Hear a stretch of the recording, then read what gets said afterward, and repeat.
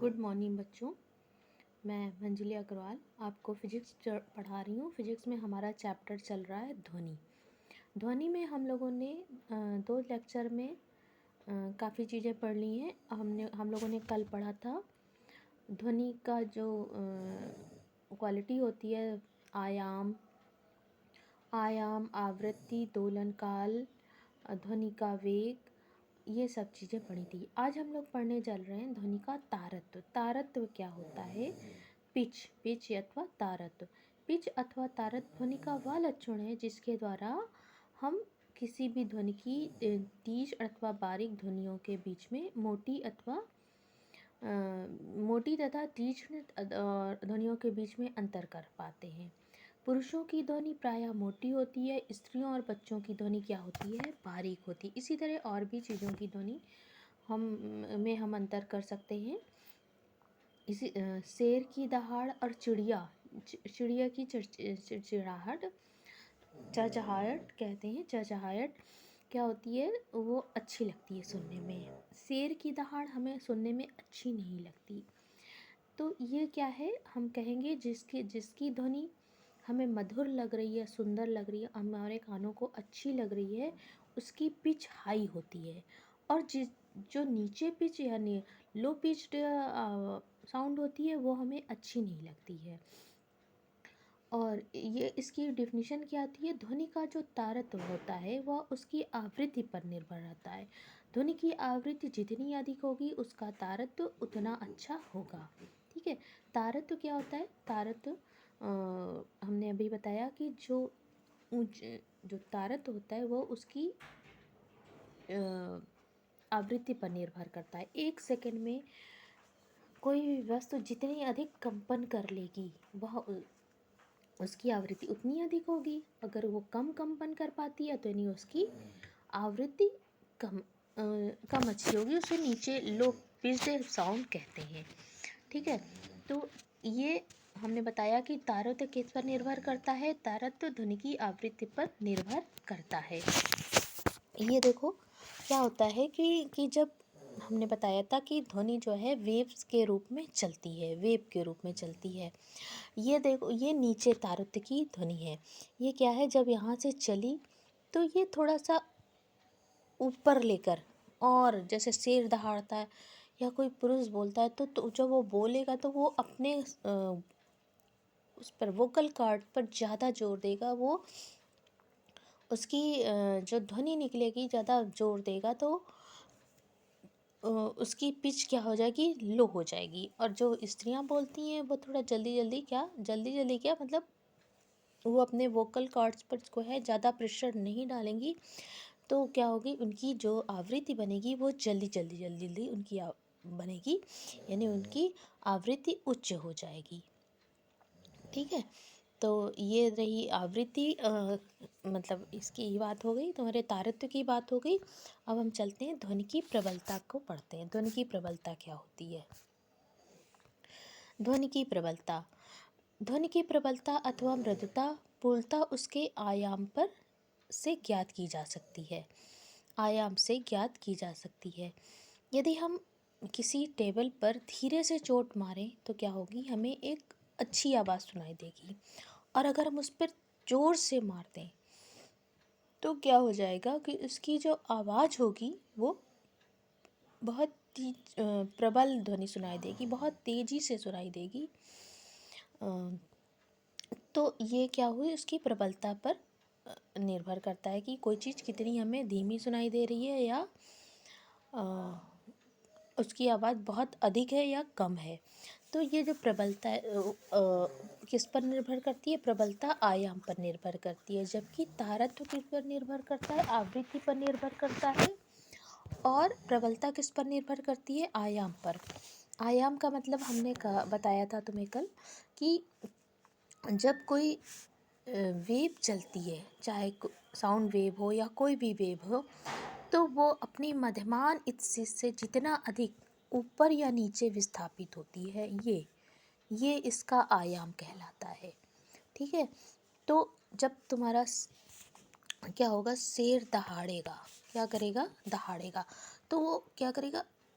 दहाड़ते समय क्या करेगा, अपने गले पर वो ज़्यादा जोर डालेगा।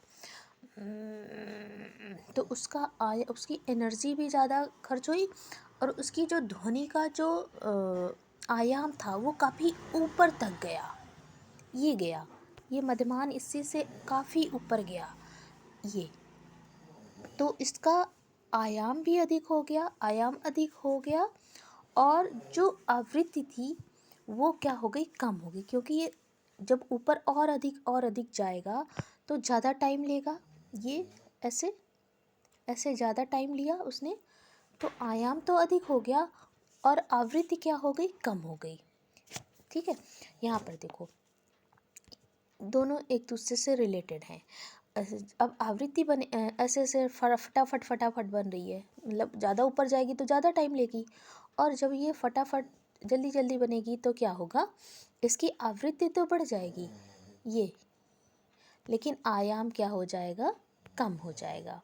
ठीक है, तो यही बात है कि जब कोई सिर दहाड़ता है तो उसकी ध्वनि क्या होती है, बहुत उसका जो प्रबलता होती है बहुत ज़्यादा होती है, मतलब उसका आयाम अधिक होता है।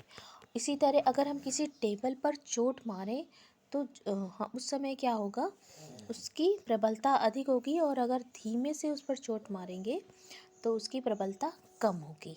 ठीक है,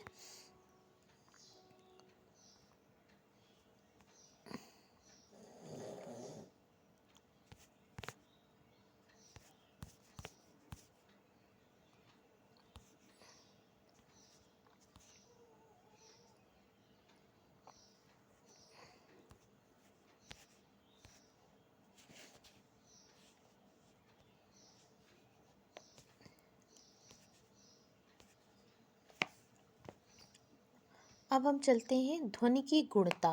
ध्वनि की गुणता क्या होती है, ये ध्वनि का ही अभिलाक्षणिक लक्षण होता है, जिसके द्वारा हम किसी भी दो स्त्रियों की आवाज़ या दो पुरुषों की किसी भी अंतर कर पाते हैं, हम समझ जाते हैं कि ये किसकी आवाज़ है। ठीक है, तो ये गुणता जो है किसी भी व्यक्ति वस्तु का अभिलाक्षणिक लक्षण होता है, जिसके द्वारा हम अंतर कर पाते हैं कि ये किसकी आवाज़ है, और या किसी म्यूजिकल इंस्ट्रूमेंट की आवाज़ को भी हम पहचान पाते हैं कि ये गिटार की आवाज़ है या सितार की आवाज़ है या तबले की आवाज़ है, इसको हम पहचान पाते हैं। ये ध्वनि का अभिलाक्षणिक लक्षण है, जिसके द्वारा हम उस पर अंतर कर पाते हैं। कोई दो पुरुष या दो स्त्री जिनका की तारत अथवा प्रबलता एक जैसी हो, तो भी हम क्या कर पाते हैं, अंतर कर पाते हैं। ठीक है, और एक बात यहाँ पर और बता देते हैं, अगर मान लो एकल आवृत्ति, मतलब एक ही आवृत्ति की अगर ध्वनि बज रही है तो उसको हम टोन कहते हैं, और कई आवृत्तियों की ध्वनि बज रही है तो उसे हम कहते हैं नोट कहते हैं। क्या कहते हैं, अनेक आवृत्तियों के मिश्रण से उत्पन्न ध्वनि को हम नोट कहते हैं। अगर एक ही आवृत्ति की ध्वनि बज रही है तो उसे टोन बोलेंगे, और अगर कई आवृत्तियों की ध्वनि का मिश्रण है तो उसे नोट कहते हैं। ठीक है, शोर कर्ण प्रिय नहीं होता, जबकि संगीत सुनने में सुखद लगता है। ये बात हो गई। अब तुमको जो क्वेश्चंस हैं, जो तुम्हें एग्ज़ाम के पॉइंट ऑफ व्यू से जो तुम्हें लिखने हैं, तुम उन पीछे जो बुक्स में पीछे एनसीईआरटी के क्वेश्चन आंसर हैं उनको आप याद कर सकते हो। ये जो हमने समझाया, जो भी हमने आपको यहाँ पर वीडियो में जो भी समझाई हैं चीज़ें, या उससे रिलेटेड जो भी हमने पिक्स आपको भेजी हैं, वो हमने आपको समझने के लिए भेजा है। इसको आप और क्वेश्चन आंसर के फॉर्म में आप इसे याद कर लेंगे। कुछ हम पिक्स आपको क्वेश्चन आंसर लिख कर भी भेजेंगे और कुछ बुक की पिक्स भेजेंगे, तो उसे आप लिख कर याद कर लेंगे। इतना ज़्यादा बुक्स का लिखने की आवश्यकता नहीं है, ये सिर्फ हमने आपको समझने के लिए भेजा है। ठीक है, अब चलते हैं, यहाँ पर एक क्वेश्चन हम देखते हैं। क्या है कि कौन सा गुण निर्धारित करता है? तो कौन सा तरंग का कौन सा गुण निम्नलिखित को निर्धारित करता है? प्रबलता और तारत्व। अभी हमने इसको समझाया। ऐसे क्वेश्चन पूछ सकता है, तरंग का कौन सा गुण निम्नलिखित को निर्धारित करता है? प्रबलता और तारत्व। अभी हमने बताया कि जो प्रबलता है वो किस पर निर्भर करती है? तरंग के आयाम पर निर्भर करती है। आयाम जितना अधिक होगा, ध्वनि की प्रबलता उतनी अधिक होगी। इसी तरह तरंग की जो का तारत्व होता है वो आवृत्ति पर निर्भर करता है। आवृत्ति जितनी अधिक होगी उसका तारत्व भी उतना अधिक होगा। ठीक है। यहाँ पर एक क्वेश्चन और दिया है, अनुमान लगाइए निम्न में से किसकी ध्वनि का तारत्व अधिक होगा? गिटार का या कार के हार्न का? जाहिर सी बात है गिटार का तारत्व अधिक होगा। ठीक है। अब और भी क्वेश्चंस है, उनको देखते हैं।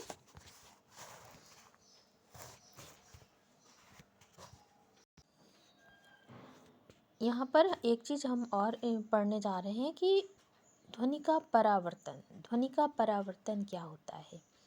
तो जब ध्वनि की कोई तरंग एक माध्यम से चलकर दूसरे माध्यम से टकराती है तो वह परावर्तन के पश्चात पहले माध्यम में लौट आती है। ठीक है। इस चीज़ को हम समझते हैं। क्या होता है कि ध्वनि क्या होती है कि मान लो कि ये यहाँ से चली, हमारी कोई ध्वनि यहाँ चली और यहाँ पर ये ऐसे टकराई।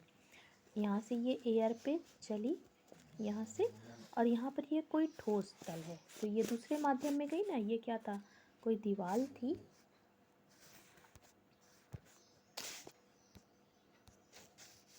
ये यहाँ पर हम जानते हैं क्या रहता है? एयर। यहाँ पर हमने कुछ बोला, ऐसे साउंड निकाली। यहाँ से ये चली, आगे कोई दीवार थी, यहाँ से ये टकराई और टकरा कर ये वापस आ गई। यहाँ से चली, ये गई और यहाँ से ये टकरा के वापस आ गई। तो ये क्या कहला? ध्वनि का परावर्तन। ध्वनि की कोई तरंग एक माध्यम से चलकर दूसरे माध्यम से टकराती है तो वह परावर्तन के पश्चात पहले माध्यम में लौट आती है, लौट कर आई थी। इसी तरह हम एक कुएं वाला एग्जाम्पल देख सकते हैं। जब हम कुएं के मुंह पर बोलते हैं तो वे शब्द कुएं से आते सुनाई देते हैं। वास्तव में हमारी ही ध्वनि जो कुएं के जल के तल से परावर्तित होकर लौट आती है। तो ये हमने जाना कि ध्वनि का परावर्तन होता है, मतलब जब ये एक माध्यम से चलकर दूसरे माध्यम में जाने का प्रयास करती है तो क्या होता है? ये टकराकर वापस आ जाती है, मतलब पहले माध्यम में जहाँ पर कि हमारा कान है वहाँ तक ये वापस आ जाती है। तो ये क्या कहलाया? ध्वनि का परावर्तन। और ध्वनि का जो परावर्तन है ये उन्हीं नियमों का पालन करता है जो प्रकाश का परावर्तन का होता है। अब प्रकाश का परावर्तन अभी आपने पढ़ा नहीं है, ये क्लास 10th का है। वैसे क्लास 8th में भी आप लोगों ने पढ़ा है इसको, फिर भी थोड़ा समझा देते हैं।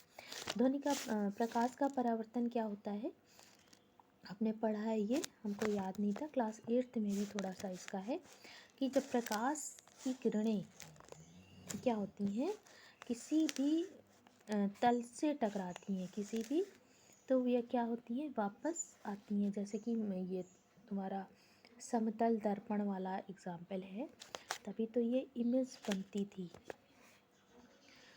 प्रकाश की किरण जिस तरह की प्रकाश परावर्तन के नियमों का पालन करता है, उसी तरह क्या होता है? ध्वनि भी परावर्तन के नियमों का पालन करता है। ठीक है।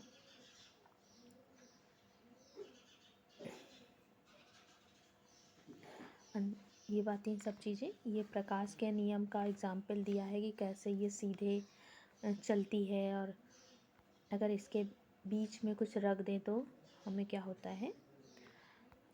प्रतिबिंब नहीं बनता है। ये सब चीज़ें अभी बाद में समझाएंगे। अभी मेन क्या है, तुमको ये समझना है कि ध्वनि का क्या होता है? परावर्तन होता है। ये प्रकाश के परावर्तन की तरह ध्वनि का भी परावर्तन होता है।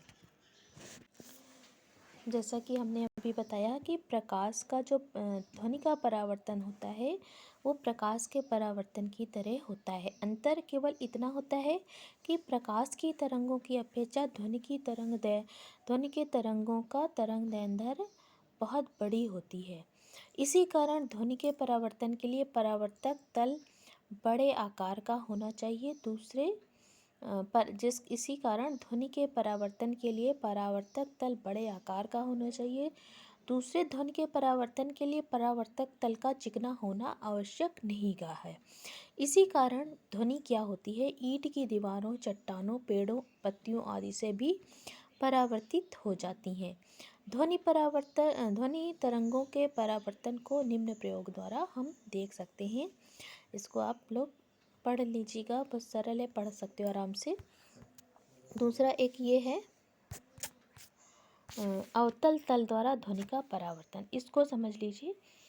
दो बड़े अवतल M1 और M2 जो कि लगभग 2 फीट दूरी पर स्टैंडों में हमने लगा दिया है, कस दिया है इसको। दो परावर्तक अवतल मतलब जिनकी जो वॉल है वो क्या है, ऐसी है, अंदर की ओर धसी हुई है। इसको हम क्या कहते हैं, जो अंदर की ओर धसी होती है उसको बोलते हैं अवतल कहते हैं। इनको हमने कहीं पर अच्छे से लगा दिया है, कस दिया है। इन दोनों की अच्छे एक ही सीध में है, मतलब बिल्कुल एक सीध में रख दिया है। इनके परावर्तक एक दूसरे के सामने है। एक अवतल तल M1 के फोकस पर एक घड़ी तथा दूसरे अवतल तल M2 के फोकस पर हम एक कीप रख देते हैं। ठीक है, यहाँ पर हमने कोई घड़ी लगा दी है और यहाँ पर कीप लगाकर एक पाइप निकाल लिया है, जिसको कि हमने अपने कानों पर लगा लेते हैं।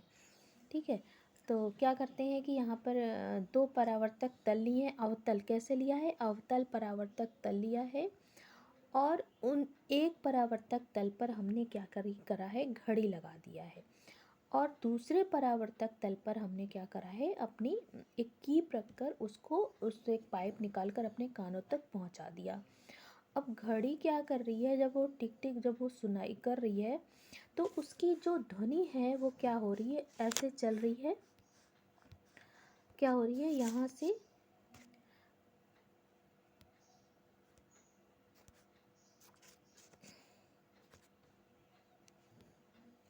ये ध्वनि यहाँ से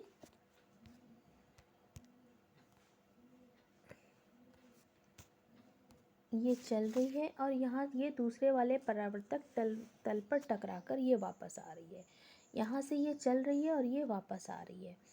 तो ये जब टकरा कर ये क्या हो रही है, फोकस पर यहाँ पर आकर मिल रही है और यहाँ से ये हमारे कानों तक पहुँच रही है। ठीक है, तो परावर्तन का एक नियम होता है, क्लास 10th में आप लोग पढ़ोगे कि जैसे ये तुम्हारा कोई अवतल दर्पण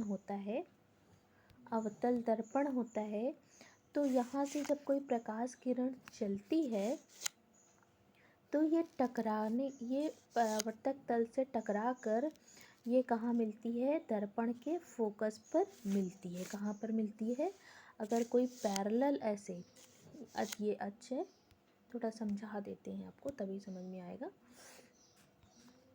क्या होता है कि दो तरह के दर्पण होते हैं। ये उत्तल दर्पण होता है जिसका चमकदार सिरा क्या होता है, चिकना होता है और गड्ढे वाले सिरे पर पॉलिश होती है। ये कौन सा दर्पण कहलाता है, उत्तल दर्पण कहलाता है। जो गाड़ियों में मिरर लगा होता है ड्राइवर के पास, वो उत्तल दर्पण होता है। इसी तरह एक अवतल दर्पण होता है।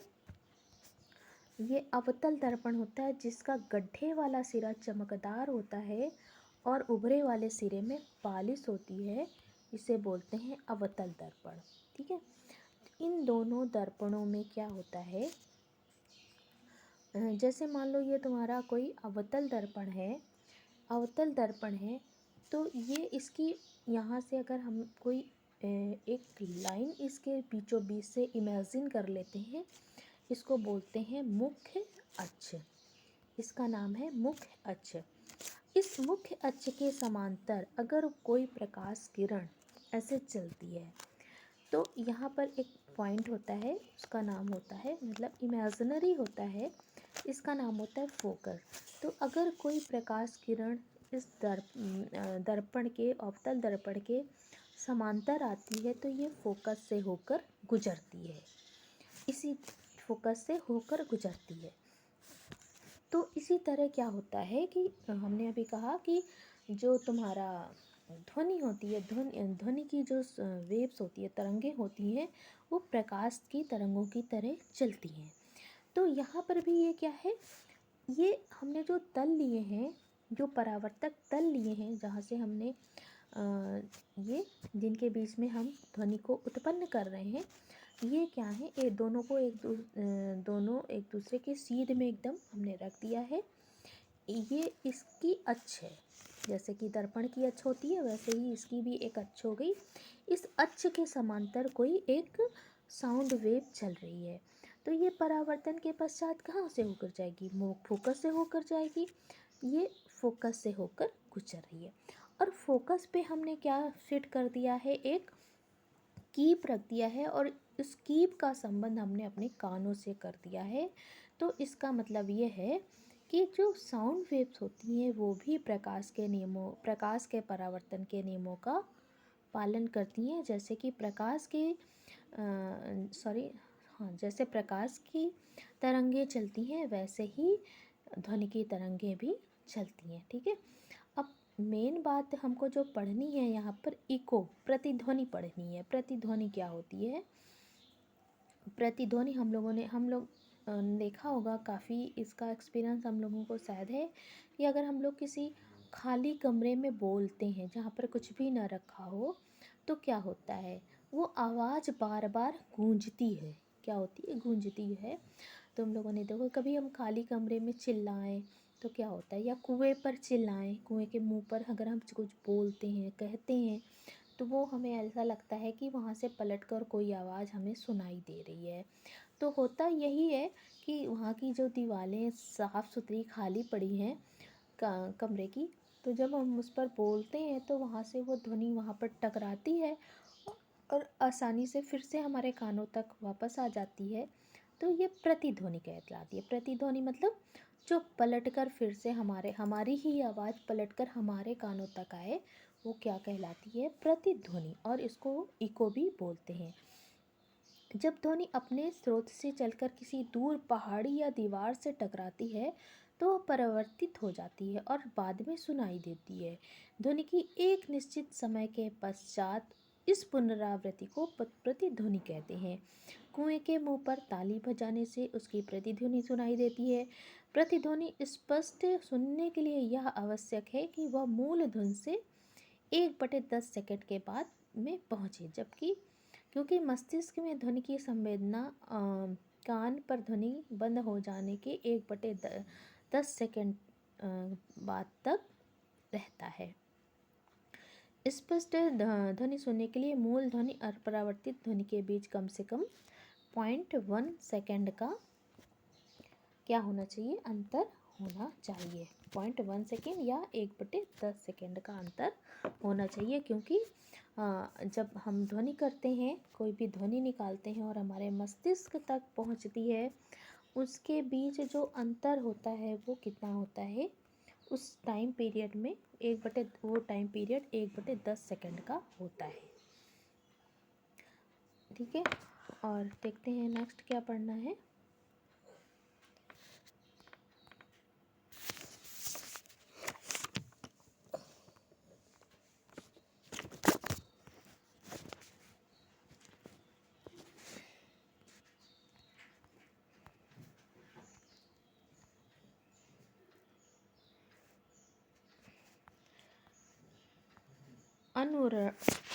अनुरणन या रिवर्बरेशन, किसी बड़े हॉल में उत्पन्न होने वाली ध्वनि हॉल की दीवारों से बार बार परावर्तन के पश्चात काफ़ी समय तक बनी रहती है। उस समय तक बनी रहती है जब तक कि इतनी कम ना हो जाए कि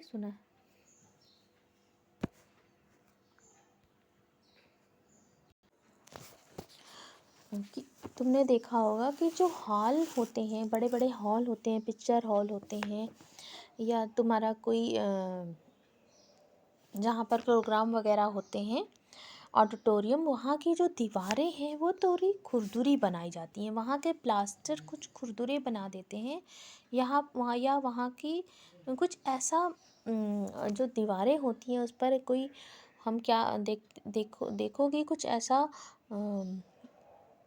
क्या बोलते हैं उसको, वेलवेट, कुछ वेलवेट जैसा कागज़ या कपड़ा लगाए होते हैं, क्योंकि वहाँ से जो परावर्तन है ज़्यादा ना हो, परावर्तन ज़्यादा ना हो, और वो जो ध्वनि को वो क्या हो, वो वहाँ पर वो अवशोषित कर ले, वहाँ पर एब्जॉर्व कर ले, ताकि प्रतिध्वनि उत्पन्न होती है, अगर कोई चिकना तल होगा सा, थोड़ा सा स्मूथ अगर कोई सरफेस होगी, तो वहाँ से क्या होगा, प्रतिध्वनि सुनाई देगी, बार बार वहाँ से परावर्तन होगा, और परावर्तन होकर श्रोता तक क्या होगा,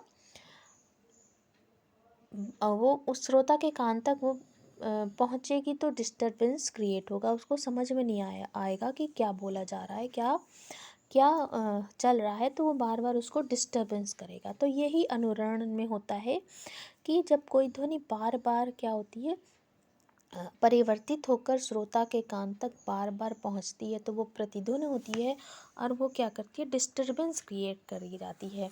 किसी बड़े हाल में उत्पन्न होने वाली ध्वनि